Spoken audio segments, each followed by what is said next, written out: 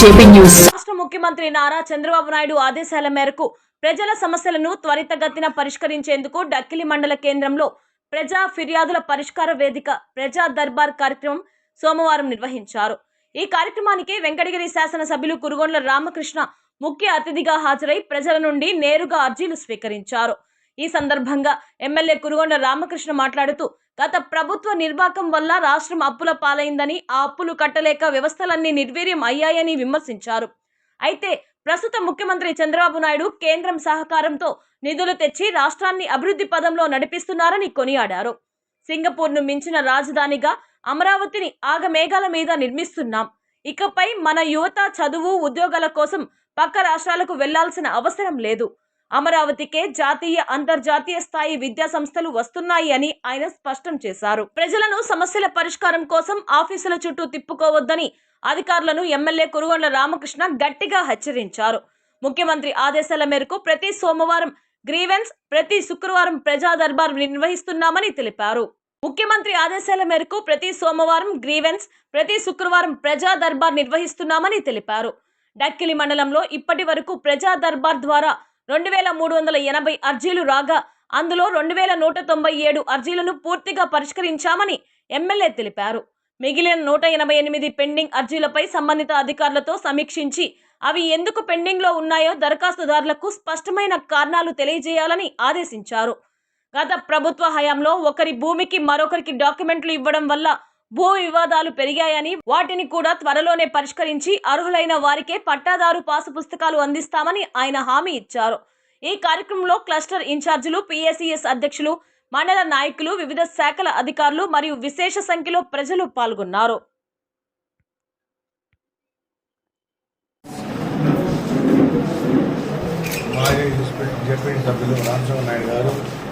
అదేవిధంగా ఎంపీపీ గారు, అదేవిధంగా ఎంపీడీఓ గారు, ఎంఆర్ఓ గారు, చంద్రాయుడు గారు,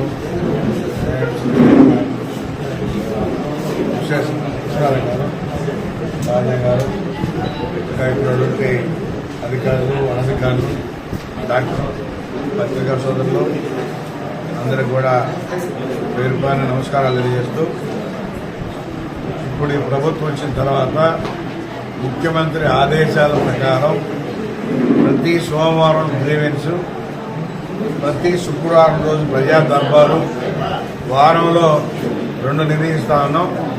వాటన్నిటిలో కూడా ప్రజల సమస్యలు ఏవైతే వస్తున్నాయో అవన్నీ కూడా త్వరితగతిన పరిష్కరించాలనే ఉద్దేశంతోనే ముఖ్యమంత్రి ఇన్స్ట్రక్షన్స్ ఉన్నాయి. కాబట్టి అధికారులు కూడా గమనించాలి, ప్రజల్ని తిప్పుకోకూడదు, వాళ్ళ సమస్య వెంటనే పరిష్కరించాలి అనే కాన్సెప్ట్తో ఈరోజు అందరం పనిచేస్తామని చెప్పని కూడా తెలియజేస్తా ఉన్నాం. ఇదే డక్కిలి మండలంలో 2380 అర్జీలు రావడం జరిగింది ఇప్పటి వరకు. అయితే అందులో 2197 క్లియర్ అయిపోయినాయి, 188 పెండింగ్ ఉన్నాయి.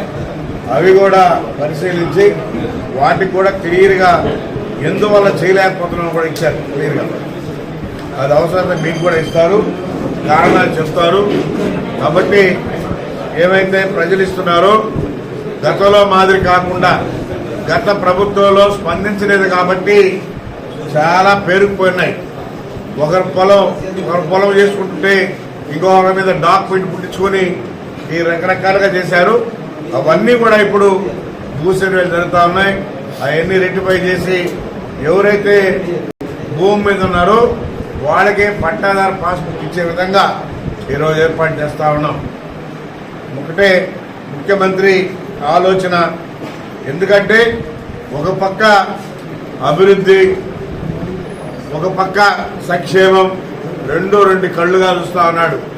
ఎందుకంటే గతంలో చూశారు మీరు పరిపాలన, ఆ రోజు చేసిన అప్పులు ఈరోజు బ్యాంకుల్లో కట్టలేక మరి ఈరోజు మన ప్రభుత్వం వెనకబడింది.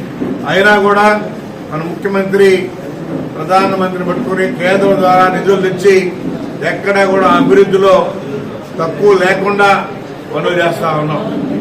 కాబట్టి మన రాష్ట్రం బాగుండాలన్నా మన యువత కూడా అందరూ కూడా ప్రతి ఇంట్లో కూడా చదువుకొని ఒక ఉద్యోగస్తులు కావాలి. గతంలో బయట దేశాలకు వెళ్లేవాడు, ఇప్పుడు ఎక్కడికి వెళ్ళబడలే. అన్ని కాలేజీలు అమరావతిలో ఉన్నాయి. విట్ గాని అన్ని రకాల పెద్ద పెద్ద కాలేజీలు ఈరోజు మన అమరావతికి వచ్చాయి. మనం సింగపూర్ ని మించే రాజధాని ఏర్పాటు చేస్తామన్నాడు మన ముఖ్యమంత్రి. రాబోయే రోజుల్లో సింగపూర్ ని మించే రాజధానిగా ఏర్పాటు చేసి అక్కడి నుంచి ఇక్కడికి వచ్చి పనిచేసే విధంగా ఈరోజు మన ప్రభుత్వం పనిచేస్తుందని చెప్పని కూడా తెలియజేస్తూ, కాబట్టి అందరూ సహాయ సహకారాలు కావాలి. మీరు కూడా చూస్తా ఉన్నారు రోజు ఏమేమి అభివృద్ధి పనులు జరుగుతా ఉన్నాయో. ఈరోజు ఆగ మేఘాలుగా మనం రాజధాని కూడా నిర్మించుకుంటా ఉన్నాం.